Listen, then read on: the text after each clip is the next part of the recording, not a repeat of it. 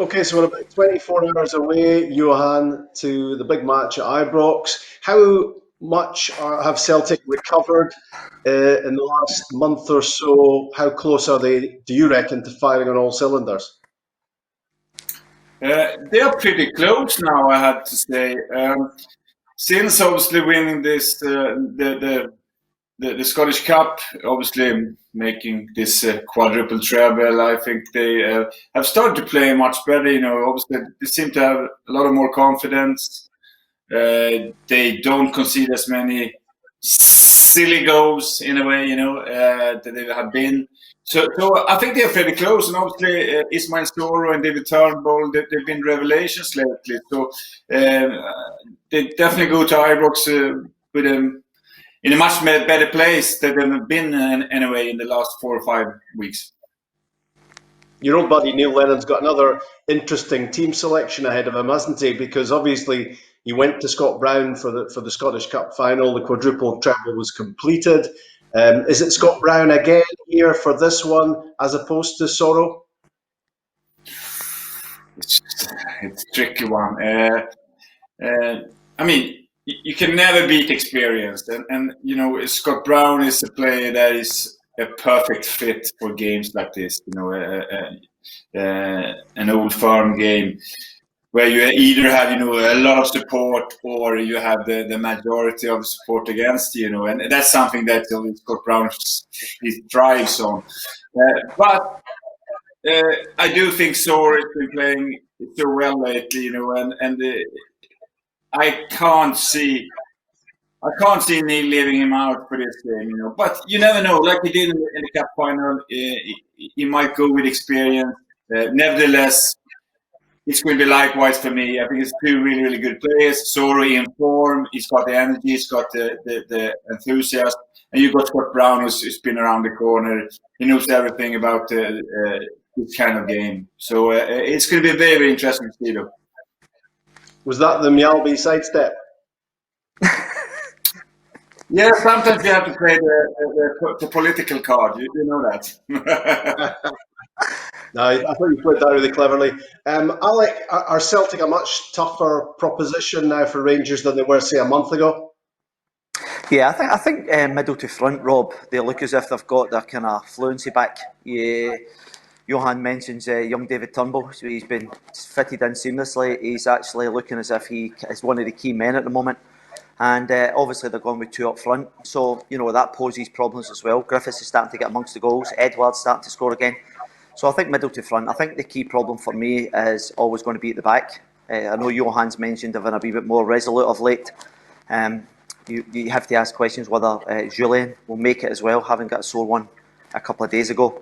But I think at the back, I think that's most certainly Celtic's weakness. They've conceded far too many goals over the course of the first half of the season. And I'll be fascinated, and Johan will know this as well, in terms of tactically how this game's going to play out. Now, Celtic are now adopting a diamond formation, and it's working very well for them. But when you look at Rangers' strengths, it's from the fullbacks. They are one of the key factors. Teams have tried to nullify that, and when you play a diamond, Johan knows that the wider guys are narrow. So tactically, I think the game's because then you still have to deal with the overload in the middle of the park, with what Celtic will have, because that's where all their bodies are, and then Celtic have to deal with them down the side. So Celtic are going with a new formation, Rob, as a diamond. Rangers have gone with a 4-3-3, which has pretty much been concrete for 2.5 years. So I think it's a fascinating battle. I think it's going to be a brilliant game, because you're actually seeing two teams at the moment are actually hitting some decent form. So what happens then, Johan, with the diamond? Do Celtic stick with that, or are they very conscious of the threat down the sides? No, they will definitely be looking into Rangers' threat, because the way they've been playing, the confidence they have, they don't concede any goals. They've been strong as a unit, and like Alex says, they have a lot of power and obviously going forward, on the wings. So I think he might stick with the diamond, especially considering that he wants to play with two strikers, and Edward is, he's a top striker. He needs to be back in form, otherwise they have no chance. And then obviously, I'm happy to see Lee Griffiths, being back in some sort of form, because he's a goal striker and he's worth his weight in gold. You need your goal scorers. But definitely think, because Rangers play a 4-3-3 where they are quite narrow though. Especially defensively, with the top three players, they like to defend quite narrow, a wee bit like Liverpool, in a sense, So I wouldn't be surprised to see Rangers forcing Celtic as much wide as possible, because even if Celtic's going to have their fullbacks bombing on, they don't really have a threat when it comes to firing crosses. Edward is a top striker. Don't get me wrong, but he doesn't score that many headers. So I wouldn't be surprised if Rangers are quite happy to see Celtic coming around on the flanks and firing crosses. Alex, does Alfredo Morelos start for Rangers for you? Yeah, without doubt. You have to play your key players, Rob. He obviously scored against St Mirren a couple of days ago. So I think that'll be a front three of Kent off the left-hand side. I think he'll come back into the starting 11 as well.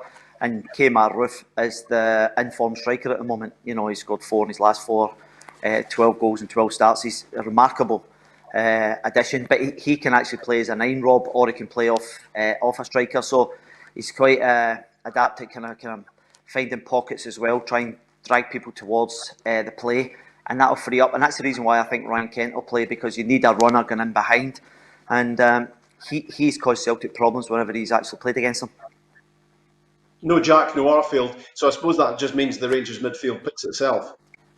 Yeah, but without doubt, I think Davis will be the anchor. I think Stephen Davis has been tremendous, Rob. When he first come back up to Scotland, it took him about 6 months to get up to speed. Most people were saying he was finished, but he's been a standout. He dictates the play, he can slow it down, he can speed it up. And then in Glenn Kamara, he can then bait from middle of the park, and Aribo will probably come off the right hand side as well. I think they too will have the licence to go and break forward when it's appropriate to do so. And they've got that kind of little bit of craft in about the edge of the box, which you're going to have to need in this game, because I think the two defences currently are actually doing okay, but you just need someone who can pick that locket. Johan, we've already experienced an Old Firm match this season without the fans, but I mean, it remains a really strange experience, doesn't it? Oh, now in a way, I don't want to obviously.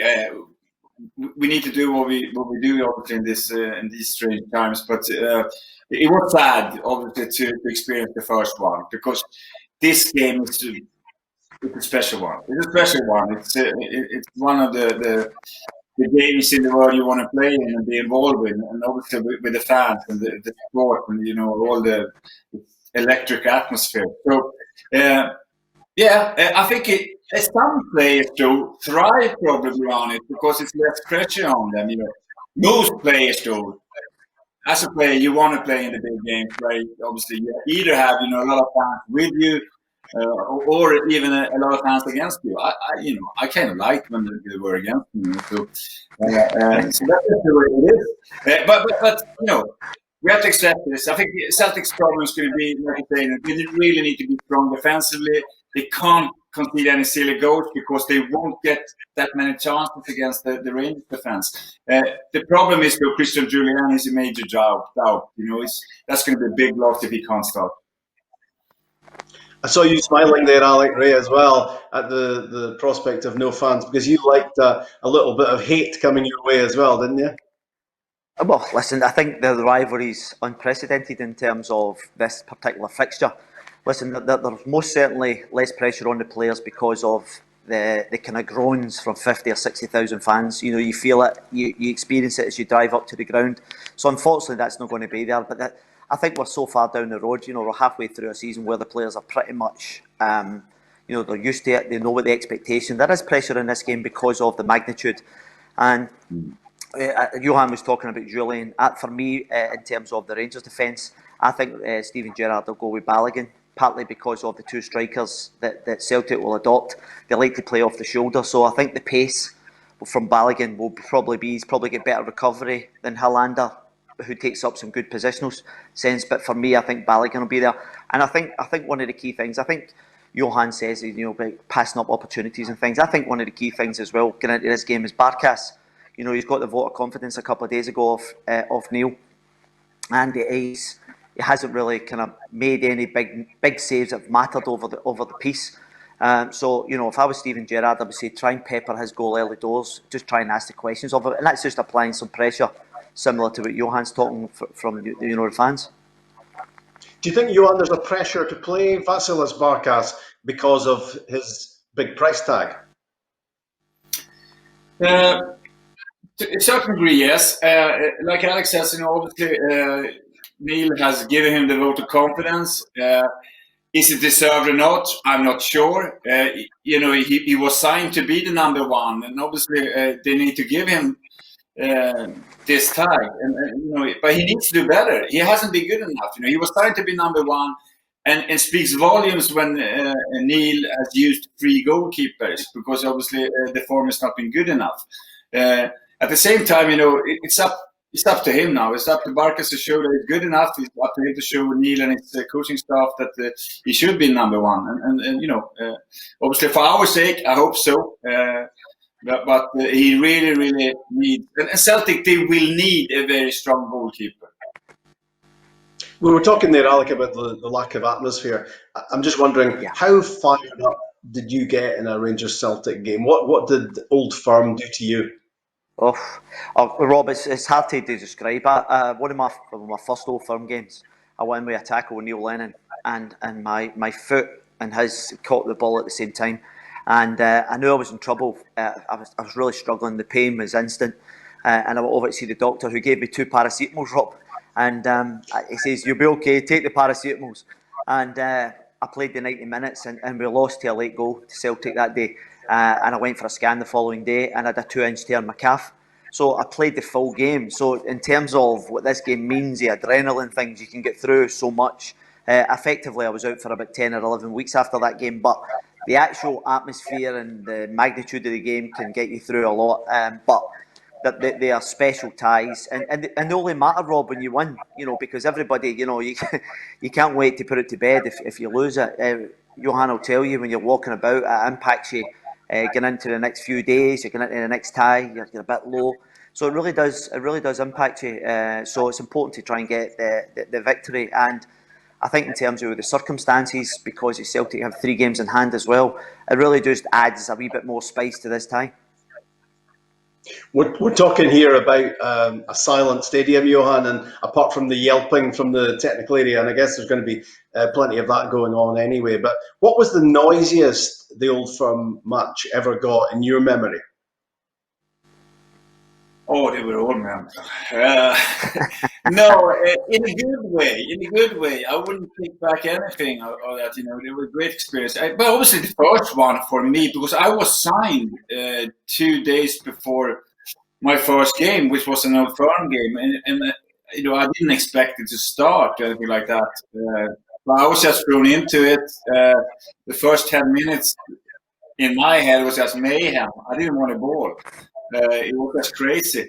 Because my first touch, in that game was a bit, I didn't have the best first touch. I didn't want a ball. If I was running around trying to hide more. That's not me. Obviously, I got my chance in maybe 10 minutes into the game, and very nervous. But I saw it was 50-50, me and George Albert. And obviously, I had to win that tackle. And it was only one man standing up, and it was me. So then I could get all the support behind me. So it was great. And we won 5-1.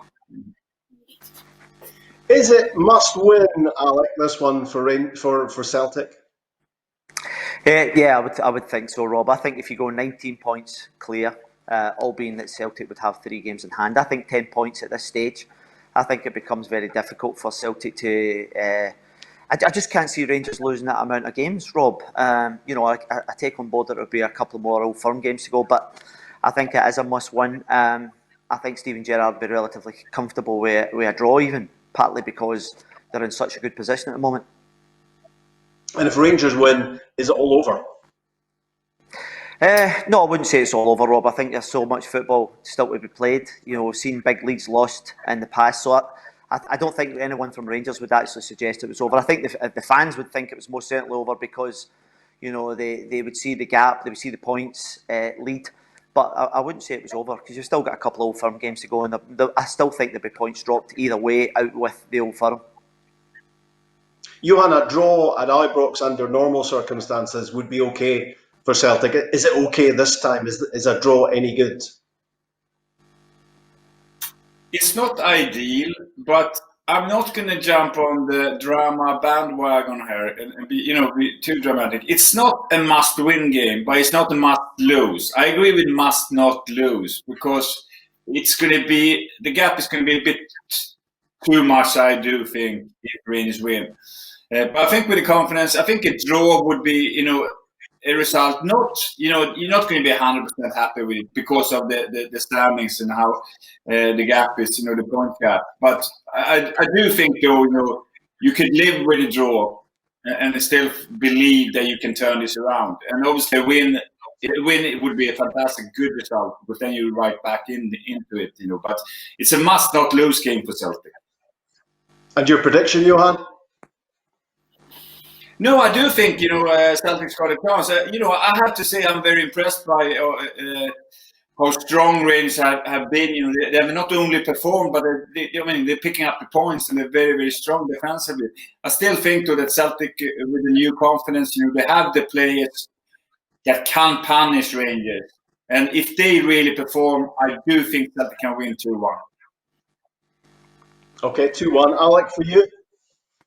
Yeah, I said 2-1 yesterday, Rob, so I can't alter to Rangers, and the reason being is I feel, as Johan's right, that Celtic do have players that could possibly get a goal. I just think defensively they're so strong, so I can't see Rangers losing too many, and I just feel as if at the other end of the pitch, Rangers' strike force will most certainly score goals against this Celtic defence. So I said 2-1 for Rangers. It's a game we're all looking forward to. That's the understatement of the season. And meantime, Happy New Year to you both.